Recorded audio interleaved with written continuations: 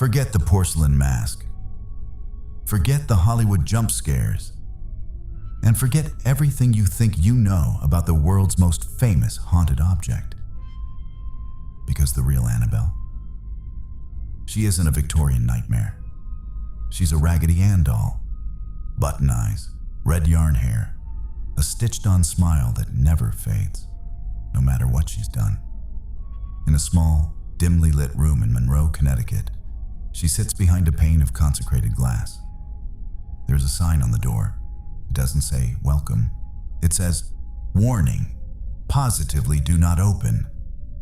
Most people think it's a gimmick, a tourist trap, until they hear about the young man who visited the museum in the 1970s. He laughed. He pounded on the glass. He told the doll to do her worst.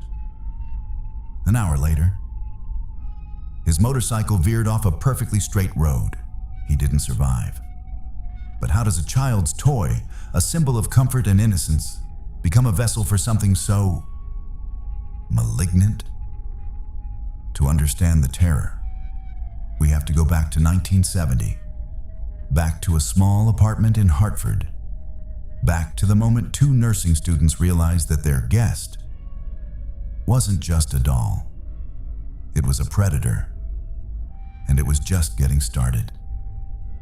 It started with a birthday gift. Donna was a nursing student living a quiet life with her roommate, Angie. Her mother bought the doll at a hobby store, a classic Raggedy Ann. It was supposed to be a piece of home, a bit of nostalgia to brighten up a cramped apartment. At first, the doll was just there, on the bed, on the sofa. But then, the shift started. Donna would leave for class, placing the doll on her neatly made bed. She would come home to find the doll in the living room, cross-legged, arms folded, staring at the front door. Angie noticed it too. They laughed it off at first. Maybe we're just tired, they said. Maybe we're just forgetful. But the logic started to break. One evening, they found the doll standing upright on its rag-filled legs, leaning against a chair in the dining room. A doll with no skeletal structure. A doll that shouldn't have been able to support its own weight. Then came the messages. Scraps of parchment paper began appearing around the apartment. Parchment paper Donna and Angie didn't own. The handwriting was shaky, childlike. It said, "Help us." It said, "Help Lou." Lou was a friend of theirs, and Lou hated the doll. He told them to get rid of it. He said it felt wrong. But Donna felt sorry for it. She thought there was a soul trapped inside. She thought she was being kind.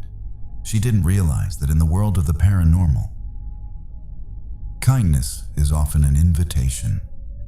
The tension in the apartment was becoming a physical weight. And then, the blood appeared. One afternoon, Donna returned to the apartment to find the doll back on her bed. But something was different. There were red spots on the doll's chest and on the back of its hands. Red, viscous fluid. It looked like blood. Donna didn't scream.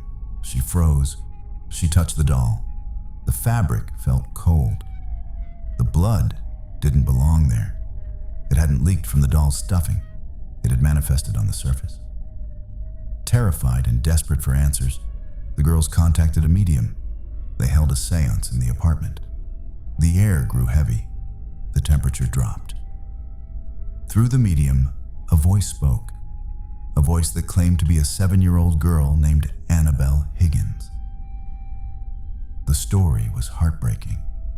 The medium claimed that before the apartment complex was built, there had been a field. And in that field, a young girl had been found dead. Her spirit had stayed behind, lonely and wandering. She saw the doll. She saw the kindness of the two nursing students, and she wanted to stay. She asked for permission to inhabit the doll so she could be loved. Donna and Angie were healers. They were nurses. They said yes. They gave the spirit permission. And that was the precise moment the trap snapped shut. Because there is a rule in the darkness. Benevolent spirits don't need a physical vessel to be loved. Only something that needs to anchor itself to our world. Something that needs to drain a human host. Asks for permission. The little girl was a mask, and the mask was about to fall off. The activity didn't stop after the seance. It escalated. Lou, their friend who had warned them, was staying over one night. He woke up in total darkness, unable to move. He looked down. The doll was slowly crawling up his legs. It moved like a spider. It reached his chest. Its soft rag hands wrapped around his throat. He couldn't breathe. He couldn't scream. He blacked out. The next day, Lou and Angie were looking over maps in the living room. They heard a noise from Donna's room. Lou burst inside, expecting an intruder. The room was empty, except for the doll. It was sitting in the corner. As Lou approached it, he felt a searing pain in his chest. He ripped open his shirt. 7 distinct claw marks, 3 vertical, 4 horizontal, were burned into his skin. They were hot. They were bleeding. And within 2 days, they had completely vanished. This wasn't a ghost child. This was a demonic manipulation. This was the work of something that had never been human. Enter Ed and Lorraine Warren, the famous demonologist and the clairvoyant. They didn't see a doll. They saw a conduit.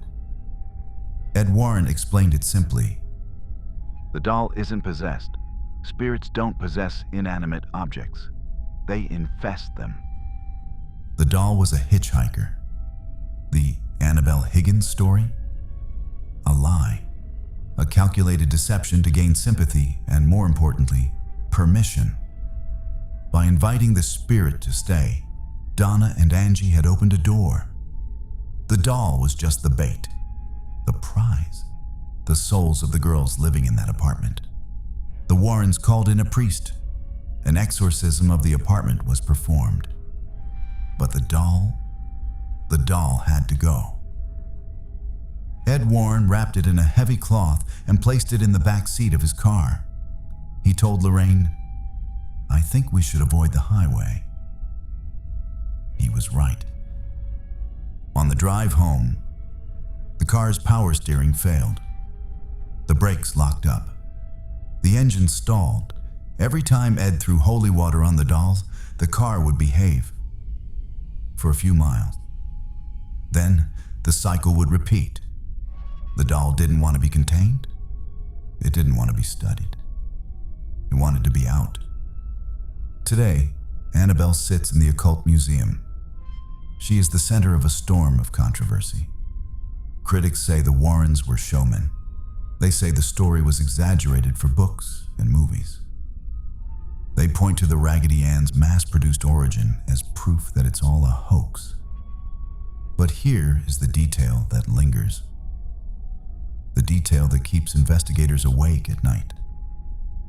Donna and Angie, the 2 original owners, never went on talk shows. They never sold their story for millions.